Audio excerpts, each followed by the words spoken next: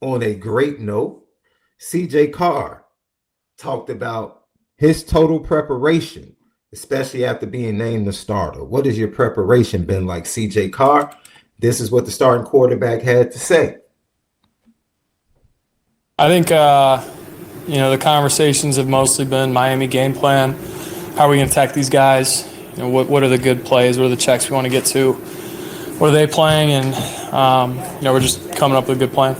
And then you traveled last year and got to experience the big environments. What did you kind of learn from just going through the routine and the process of that? I think watching Riley was a big pro for me, and just seeing how he handles himself, how he handles pre-game, night before game, day of game, stuff like that has really helped and given me kind of a baseline of what I want to do, what I think I'm going to do going into the game. What does it mean to you to be QB1 after what was obviously a very tight battle, and what were the emotions when you were told? Yeah, it means everything. This is what you worked for your whole life, really. I was talking to my dad earlier. He talked about just when we were in the competition, he was saying if I would have told you as a middle schooler or high schooler that you'd be at the University of Notre Dame competing to be the starting quarterback here, you would have been, jumping up and down and then actually being here and being able to win the job is amazing.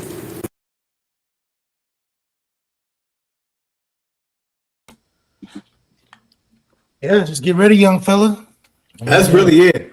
As an Indy Milton fan, man, give him a break. Give him a break. He said CJ is surprisingly bad at the press events. Drake was really bad last year. Drake Bowen was really bad last year. He's much better. He's much better, much more composed, longer, more detailed answers. So give him a break, man. Give him a break. He's getting used to it. I'll say by week 8, especially if he's putting up stats. Oh, I bet you his press conferences improve. I bet you they improve. Lucky Lefty podcast. So Corey Heatherman comes over from Minnesota. Just some background. Last year, Minnesota, they had 22 sacks, but I think most people underrate the depth they had on the defensive line. He came from a unit that had a lot of depth, and they were really good inside out. Very disciplined.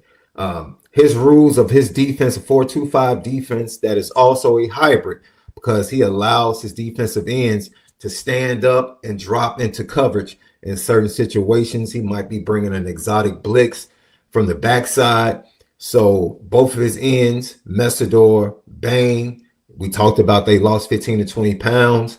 Look for them in certain situations to drop into coverage possibly. And then that's the 3-4 look he can give out of the 4-2-5. Then he gives a 4-3 look as well, where he'll bring one of the defensive backs into what is a weak linebacker position and give you a 4-3 front out of that 4-2-5 at sometimes as well.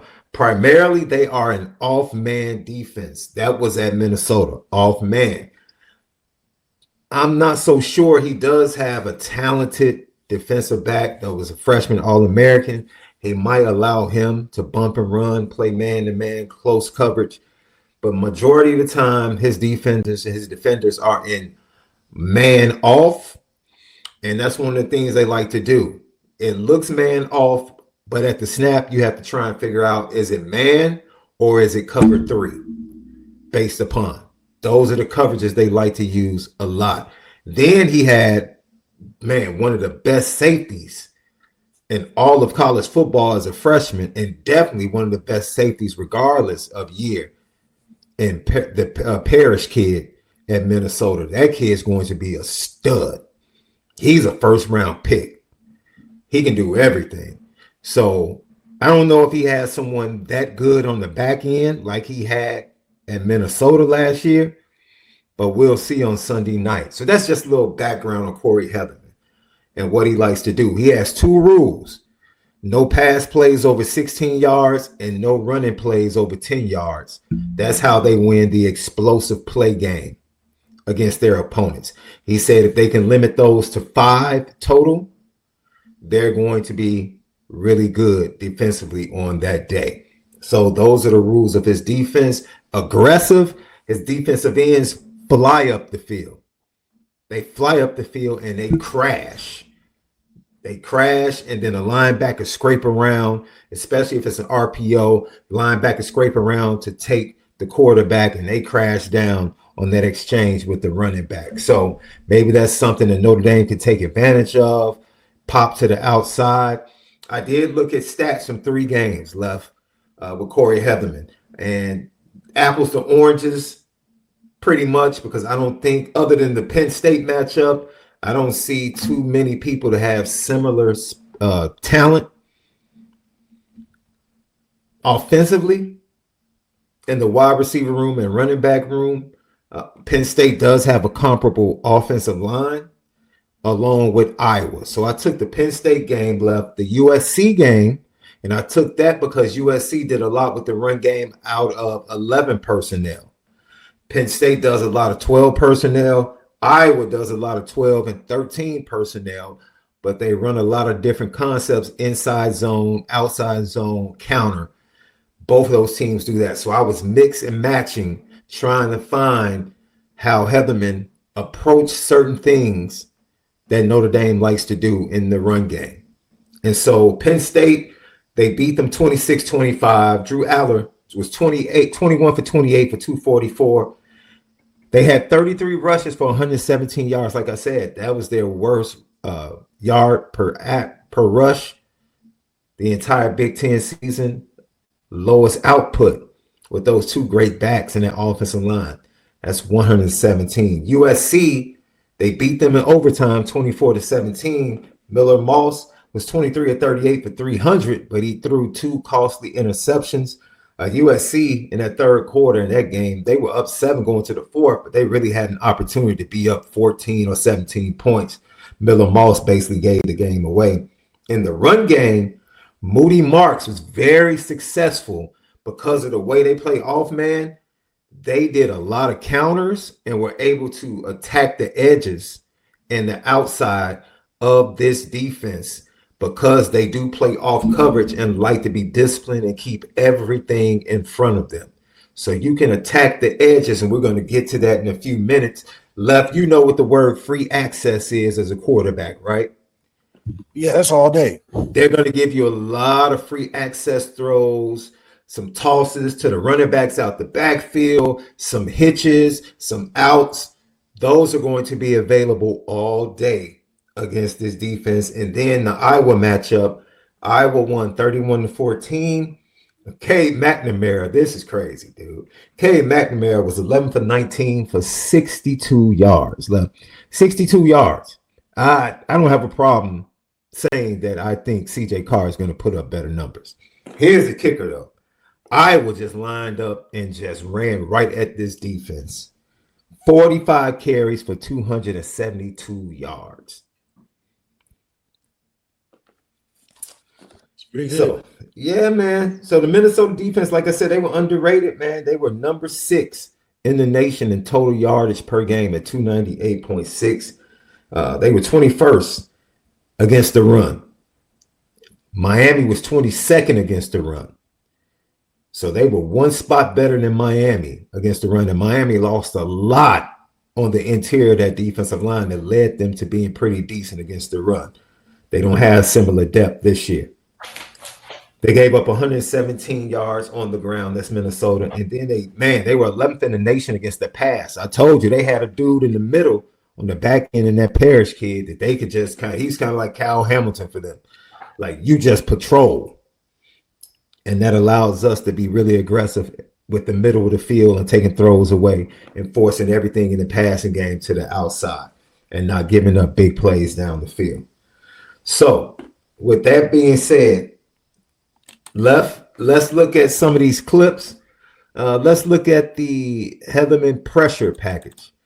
And this is, of course, going to be some Minnesota film. I think this first pressure package is from their matchup against, I think this is against Virginia Tech, if I'm not mistaken, Left.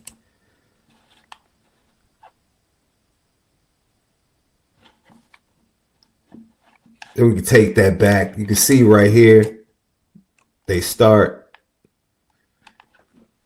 off man, like I said, They disguise it very well at the snap, which is something CJ is going to have to do. He's going to have to figure out whether or not it's man or whether or not it's cover 3.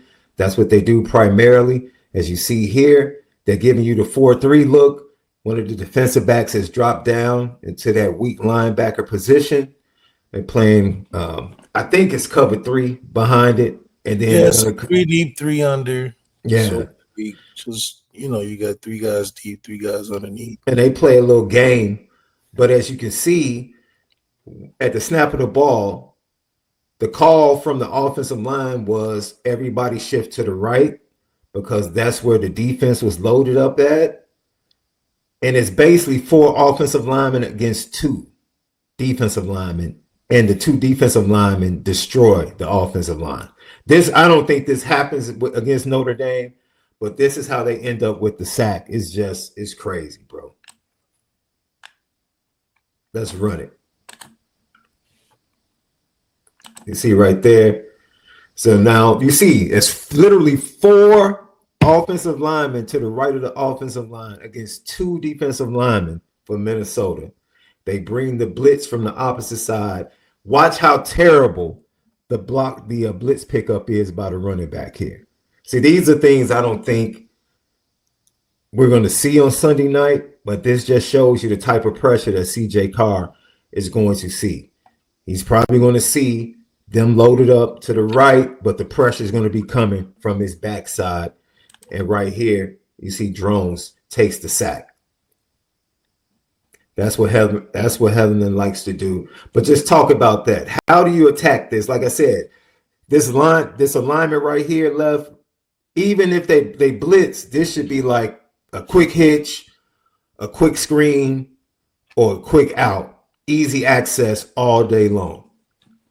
Yeah, they're only bringing a single, so the running back obviously has to play better, but the off coverage with Denbrock's offense gives you some built-in outs, especially at the bottom or the top of the screen, whether it be hitches or choice routes, stuff that you can hit on time to beat the blitz with. You still have a good play running things vertical. If you send 4 deep, you still got some good numbers. But from a protection standpoint, they're not trying to compromise everything they're doing, so they're only going to send 1.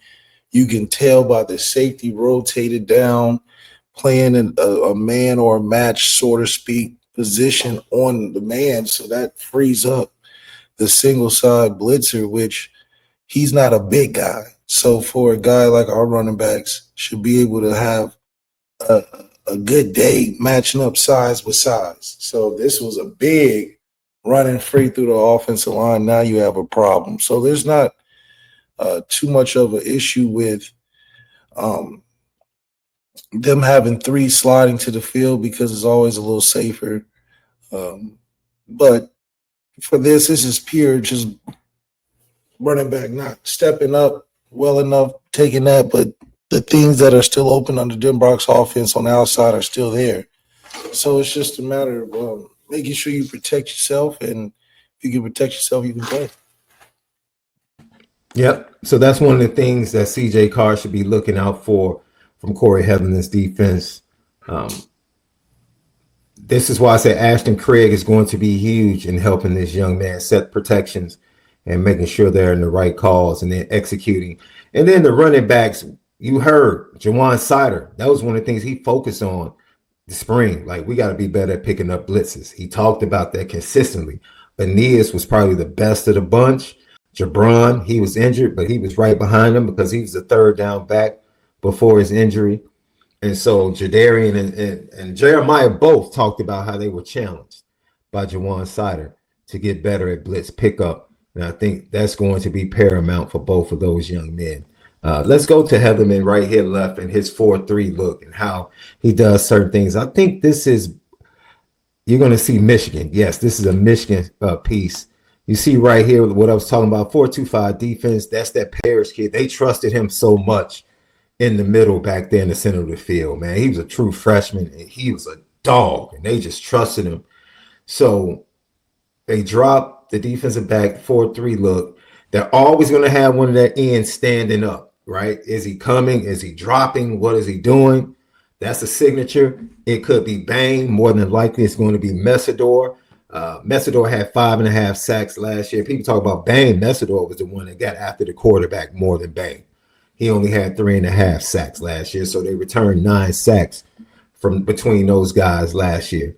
But this is watch how aggressive, because this is something Notre Dame does in a different way.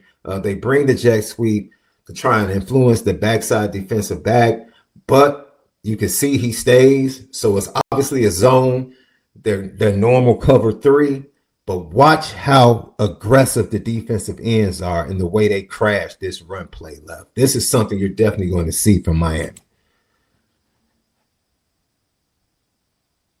Just, man, look at it. They didn't, no thought. Linebacker scraping up, ready for the quarterback pull. That's Alex Orji right there.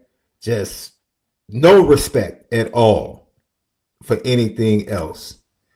I mean, if they pull it and pop it out to this wide receiver for a quick screen, they might have something. You see that, Love? And yeah, they just over rotated and they called a great defensive play. Yeah, so like their numbers are there. You know, their numbers make sense. Mm-hmm. I mean, it's a perfect play call. They scrape, they crash, and then they have extra hats with the safety and the linebacker. They have the numbers covered. I mean, the opposite safety is on the hash, so they fully rotated the defense to slant into this run look. And I mean, you know, it's good. It's makes it a free go for the defense end to crash all the way in there because he has damn near 2-3 guys outside of him. So right, it's a good defensive call, good game plan. Obviously, this is what you want to call for a running team like this, and this is a good defensive structure. Yeah, Lincoln Riley really punished them with the counter. That's how he went against their aggressiveness with their defensive ends getting upfield. He would pull somebody backside, kick them out, and Moody Marks was out the back door. And they ran for 170 yards and really had control of the game until the 2 turnovers by Miller and Moss. So we have one more left.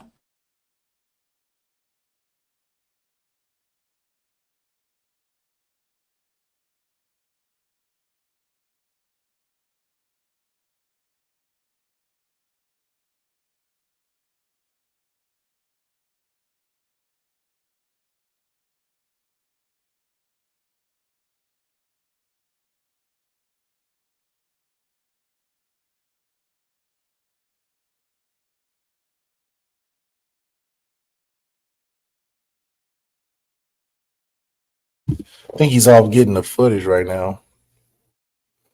He's going to come back on, show us that last clip, but really excited to see how we're going to be able to attack a new defensive coordinator. A new defensive coordinator is probably not going to try to do too much the first game because you can do too much and then we end up getting a 3-score lead early on blown defensive assignments. So they probably want to be a strong base team that has principle in the run and trust their corners against our receivers, and I think that's where the game's going to lie. So good thing is we can run versus any look. Denbrock's been well experienced in dealing with loaded boxes dating back to when I played. So it's not something we haven't seen before, but at the same time, you know, it's what can we do on outside the hashes, which Denbrock has gotten enough plays to do quick screens and everything else. Yeah. So it's not like we're a sitting duck team when it comes to Miami just looking to stop the run. We run the ball in many different forms, including outside the hash. So can their players make tackles all 4 quarters against more than one player? It's different if we just had Jeremiah Love and nothing else. Yeah. Jaden Greyhouse might have a big game, and you're not even thinking about him. You're thinking about him 3-4 people down the list, you know. All right, one more before we get out of here. Thank you, everybody. Chat has been wonderful. We got all your predictions about CJ Carr. Can't wait to see who's spot on, who can win that Spin It Different t-shirt, courtesy of Fashion Geek and Lucky Lefty. Corey Heatherman. This is some tape against Nevada. Minnesota faced Nevada. And once again, at the snap, you can see how aggressively they get up. Once again, they have too high right here. But primarily off man, zone. Every now and then they'll throw some off man, but it's primarily cover 3 or quarters. I think this is quarters covers left as it rolls. You can correct me if I'm incorrect on that. But at the snap, like I said, you're going to have easy access either to the outside, even right here up top. You see the linebacker on the inside. If you get a free release with the running back right here immediately, more than likely, he's going to have an opportunity to make some plays, but we'll just go ahead and let it roll left.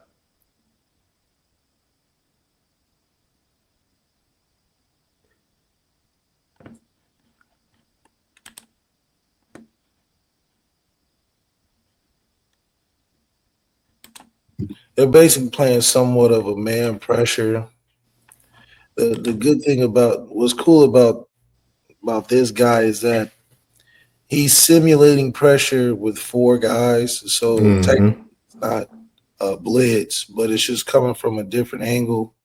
So you can still keep guys in coverage, but get the line confused. So technically he's not sending anybody, but the angle in which he's sending can confuse a line and get a free hitter with still having 7 guys in coverage. So these 2 shells sort of simulated pressures. It all goes to what these bastardized looks are that defense coordinators had to come up with. I mean, think about offense that get more complicated, so defenses that step their game up. So a lot of these things are game plan specific, but also structurally, you can still tell some things for CJ to be able to operate out of. Now, mind you, a lot of what we make their defense do is depending on what we can do offensively. We could just run the ball at 12 and 11. I mean, you can only do so many things defensively. So I think it's going to be a good day for us. Lucky Lefty podcast. So we broke down how they're going to attack CJ, the looks they're going to give him. Lefty did a great job, especially talking about that last piece, which was one of the few times that they do jump into man when it's usually cover 3 or some other type of zone behind pressure.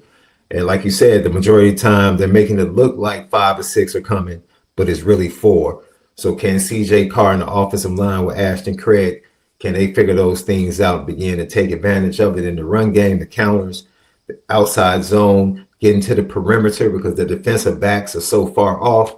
Can they take advantage of those things? And then can they take advantage of the free access throws to the outside as well? We're going to see if that's something Notre Dame can do to attack Corey Heatherman's defense down in South Beach, Sunday, 6:30 p.m.